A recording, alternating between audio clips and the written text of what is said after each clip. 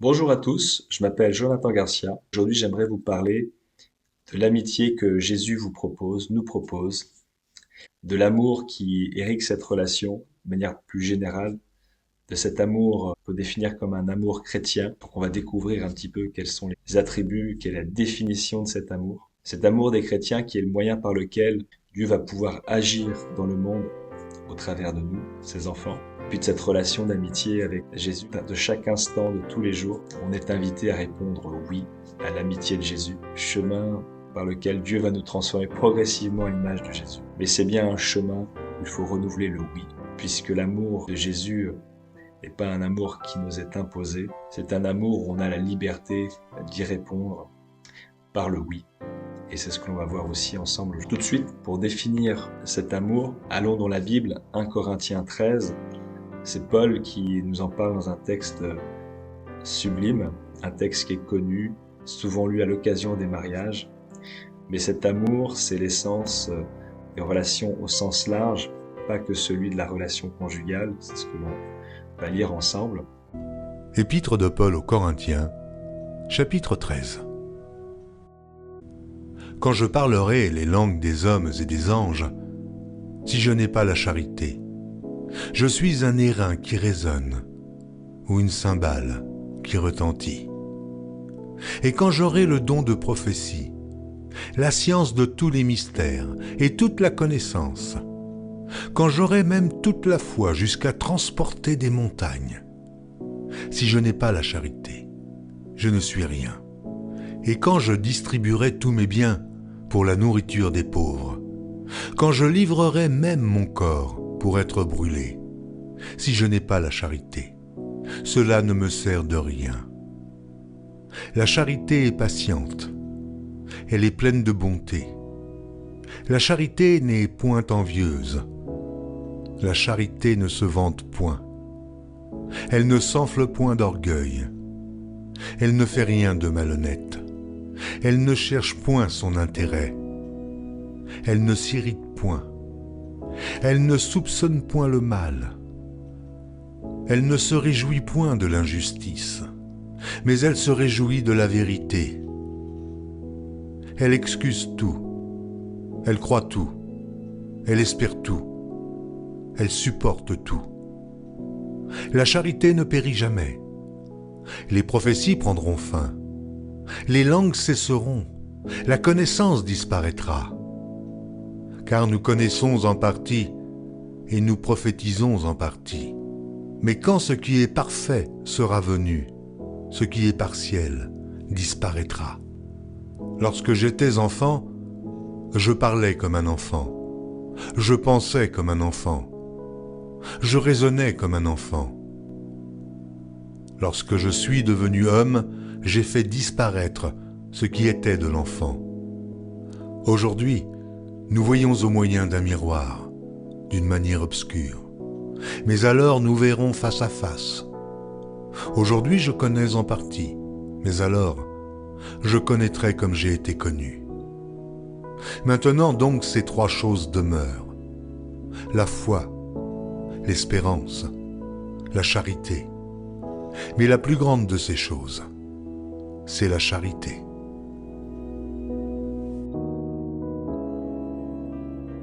C'est un texte réparti en deux parties. Dans la première partie, Paul nous rappelle que l'être humain est capable, humainement, de très belles actions d'amour, qui semblent en tous les cas être de bonnes actions d'amour, mais que le plus important derrière chacune de nos actions, quand bien même on serait les champions du monde de la bonne action, ce qui restera réellement, c'est quelle était notre motivation derrière. Évidemment, il est possible et facile pour l'homme de bien agir, mais réellement, qu'est-ce qui le motive? Par exemple, moi, je suis chef d'entreprise, j'ai 10 agences immobilières, et quasiment chaque rencontre, chaque relation, c'est une opportunité potentielle d'affaires. Et c'est vrai que je me désole souvent d'apporter peut-être un peu plus d'attention à celui dont je pense qu'il aura un peu plus de facilité à me faire faire des affaires qu'à un autre. mais aussitôt je m'en désole et je me plais à apporter l'attention nécessaire aussi aux personnes qui, a priori, n'ont pas d'incidence professionnelle pour moi. Si vous faites du bien à ceux qui vous font du bien, quel gré vous en sera-t-on? Les pécheurs aussi agissent de même. Et si vous prêtez à ceux de qui vous espérez recevoir, quel gré vous en sera-t-on?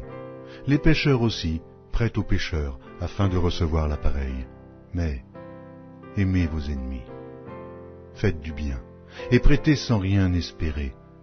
Et votre récompense sera grande, et vous serez fils du Très-Haut, car il est bon pour les ingrats et pour les méchants. En effet, l'attente des chrétiens, c'est d'aller plus loin, d'aimer ses ennemis. Puisque si c'est mon ennemi, que je n'ai pas d'intérêt, on est certain que mon amour n'est pas motivé que par autre chose qu'un amour désintéressé. Et donc c'est ça, cette première partie. Paul nous dit que cet amour de Jésus est désintéressé. Si je distribue tous mes biens aux pauvres, si même je livre mon corps aux flammes, mais que je n'ai pas l'amour, cela ne sert à rien. Je vous invite à repenser à vos relations, particulièrement avec les personnes les plus proches de vous, parce que ce sont censées être elles pour qui l'on manifeste le plus d'amour, et pourtant ce sont aussi elles avec qui nous aimons peut-être le plus mal. Moi, ce dernier point me touche particulièrement, surtout quand on a en pensée le sacrifice de Jésus pour nous, qui a tout supporté, qui a supporté l'injustice, qui a supporté la croix, qui jusqu'au dernier moment a dit « Seigneur, parlons à Dieu, pardonne-leur, ils ne savent pas ce qu'ils font. » Alors, d'autres l'ont imité, hein. On pense à Étienne, le premier martyr, qui au moment de se faire lapider, lui aussi, comme le Christ, implore Dieu en disant « Pardonne-leur ». Donc cet amour qui supporte tout. Et moi, je ne peux que constater et regretter que nous sommes charnels, moi le premier, et que je sors de mes gonds, notamment avec les personnes les plus proches, c'est-à-dire mon épouse, mes enfants. Et ça nous rappelle tous les jours qu'il est nécessaire à chaque instant de renouveler notre amitié, redire oui à Jésus, parce que c'est pas quelque chose d'acquis instantanément, c'est un chemin de progression, c'est un idéal que nous propose Jésus, vers lequel il s'agit de tendre et de cheminer le chemin de croix, le chemin de foi du chrétien. Au verset 13, Paul conclura en disant « Maintenant donc, ces trois choses restent, la foi, l'espérance, l'amour, mais la plus grande des trois, c'est l'amour. » C'est donc bien cet amour auquel Jésus nous invite qui peut aujourd'hui être le seul moyen de faire tenir un couple. Je crois que un couple sur deux se sépare. On a nécessairement besoin de quelque chose de différent, de fonder une amitié durable, d'éclairer le monde tel que Dieu l'attend de nous, ses enfants, et également de désarmer la haine de l'ennemi. On est appelé à aimer à un niveau élevé, jusqu'à aimer son ennemi, et certains l'ont formidablement manifesté, tels que Nelson Mandela, dont les actes étaient motivés par la passivité, l'amour, et on voit les effets, le témoignage que ça a pu générer. C'est donc un amour qui n'est pas un amour pour les faibles, c'est un amour fort, un amour surhumain, un amour divin, un amour qui nous a été proposé par Jésus, un amour à l'exemple de celui que Jésus a eu pour l'humanité, un amour qui est allé jusqu'à se sacrifier, à donner sa vie. Quand on parle de cet amour, et quand on est chrétien, on peut parfois être dérouté, puisque on a nos amis musulmans ou juifs qui eux aussi aiment Dieu et qui s'emploient au quotidien à aimer leur prochain du mieux qu'ils le peuvent, comme nous. Et on peut se sentir même parfois en résonance avec eux. Et donc, de façon légitime, on peut s'interroger sur cette différence qu'il y a pour nous chrétiens. Et c'est intéressant parce qu'il y a 2000 ans, Jésus a eu une conversation similaire avec un spécialiste de la loi, conversation qui est citée en Marc 12, où globalement un spécialiste de la loi s'adresse à Jésus et lui dit: Toi Jésus, que dis-tu de ce qui est le plus grand des commandements? Et Jésus va lui répondre: le plus grand des commandements, c'est d'aimer le Seigneur son Dieu de tout son cœur et d'aimer son prochain comme soi-même.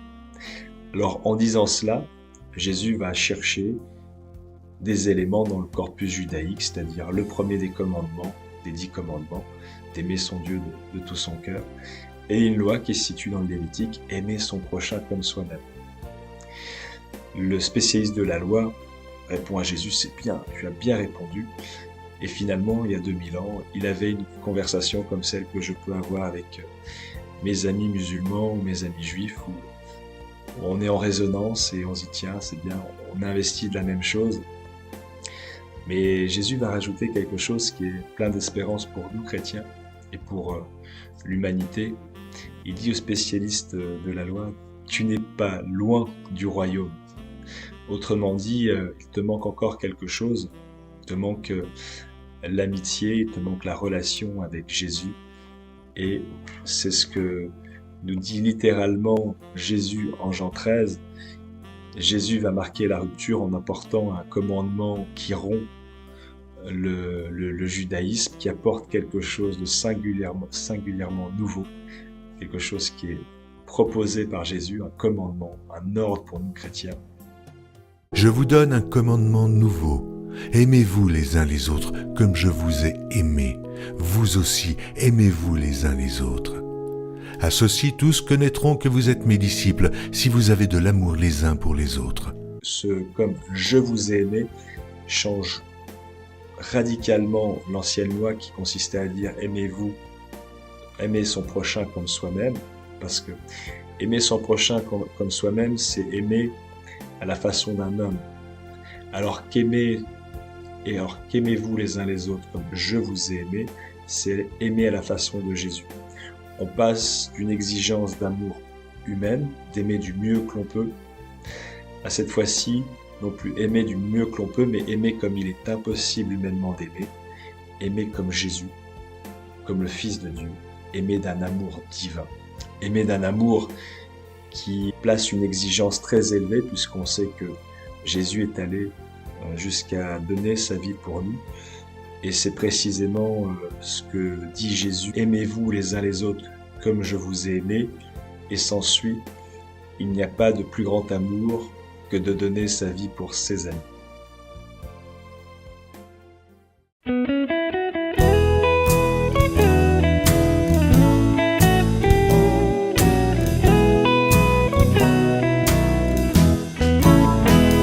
Le Seigneur nous a aimés comme on n'a jamais aimé.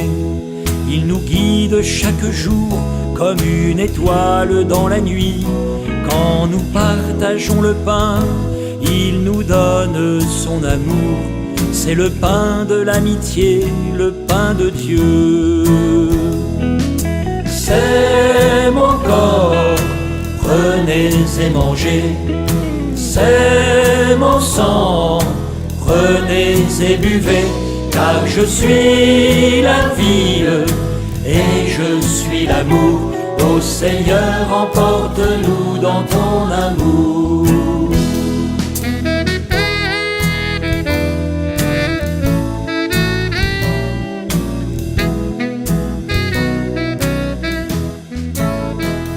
Le Seigneur nous a aimés.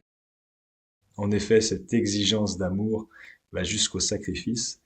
Mais j'aimerais attirer votre attention sur ce qui est précisé juste après. Jésus dit: il n'y a pas de plus grand amour que de donner sa vie pour ses amis. Et un préalable, c'est que Jésus veut donner sa vie pour ses amis. Et donc, Jésus aime, veut des relations sincères, des relations profondes, des relations d'amitié. Jésus veut être notre ami, mais il veut aussi que le chrétien soit en relation d'amitié avec les personnes autour de lui, avec les personnes proches de lui. Et c'est là-dessus que je veux m'arrêter, parce qu'il y a une vraie théologie de l'amitié ici, qui est rafraîchissante, qui nous enseigne sur le visage de Jésus, sur ce qu'il est et ce qu'il attend de nous, et ça donne une coloration, en tous les cas, à son amour qui nous apporte beaucoup de joie et d'espérance. Jésus veut être notre ami et veut que nous-mêmes, nous ayons des amis. Et ça donne une dimension de la religion chrétienne qui sort de tout carcan religieux lourd, mais au contraire, ça lui donne une légèreté, celle de l'amitié. Amitié à laquelle Jésus nous invite et amitié à laquelle nous sommes invités à la reproduction. Il faut se rappeler que Jésus était humain, donc il était limité comme nous à l'époque, et Jésus a choisi seulement 12 disciples, qu'il a d'ailleurs appelés mes amis. Il a dit, ça y est, je vous appelle maintenant mes amis, parce que je vous ai tout enseigné. Parce qu'il est allé à un niveau de relation avec eux qui était pas juste un prochain, mais ils se connaissaient bien, c'était devenu des amis. Et aujourd'hui, c'est ce à quoi le chrétien est aussi appelé. Et je pense de façon particulièrement criante dans notre époque, où le monde est à portée de main, où on est invité à une course au réseautage, au networking, où on peut avoir sur les réseaux sociaux des milliers de contacts, des milliers d'amis. Qu'en est-il de nos vraies relations? Qu'en est-il de l'amitié, de l'amour que l'on porte pour son conjoint, pour ses enfants, pour nos collègues, nos supérieurs, nos clients? Mais qu'en est-il de ce premier noyau? Qu'en est-il de nos 12, de notre noyau très proche? Quelles sont nos relations? De quoi elles sont nourries? Parce que c'est d'abord ici que je suis invité, c'est d'abord là mon laboratoire, c'est d'abord là mon lieu, mon terrain de bataille pour être l'instrument de Dieu sur terre, pour reproduire ce que Jésus a fait, pour tisser ces liens d'amitié et qu'ici le miracle puisse opérer, c'est-à-dire que l'amour de Dieu puisse agir au travers d'eux. Aujourd'hui, on entend les personnes dire « ça c'est ma limite, on peut pas dépasser ça, c'est pas acceptable à partir de tel point ». En fait, beaucoup de personnes parlent ainsi, et en parlant ainsi, elles fixent des limites à partir desquelles leur attitude va évoluer d'une façon précise. Elle a dépassé les bornes, c'était irréversible, j'ai dû me séparer. Je ne peux pas accepter cette chose-là, il a perdu mon amitié.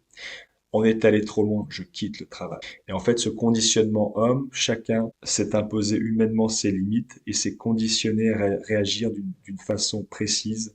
Et finalement, il est dépendant, esclave des éléments extérieurs qui, indépendamment de sa volonté, va le placer dans des situations où il sera amené à réagir et à sortir donc de ses gonds.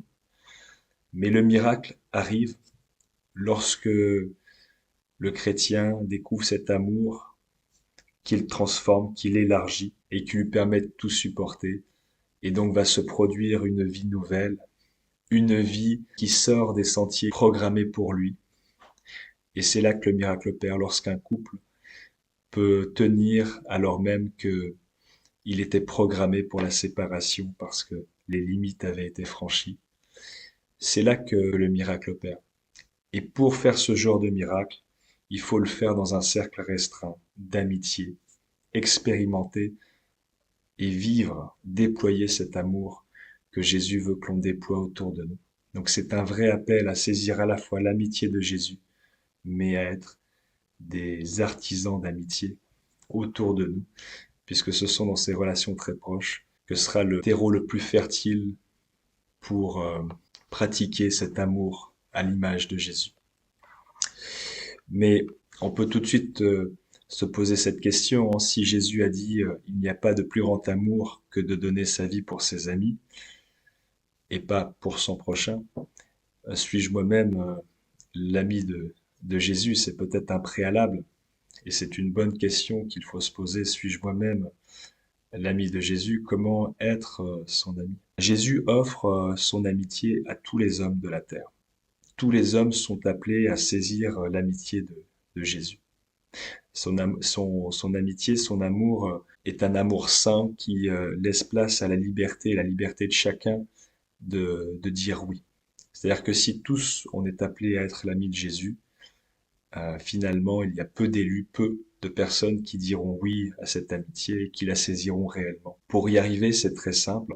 Il s'agit de faire cette prière régulièrement, tous les jours. Seigneur mon Dieu, Je te prie de m'enseigner, je te prie de me révéler mes péchés. Montre-moi ce qui attriste ton cœur. Enseigne-moi. Et je te remets mes péchés, je te demande pardon. Façonne-moi à ton image, Seigneur. Pardonne-moi. Viens habiter dans mon cœur. Remplis-moi de ton Saint-Esprit.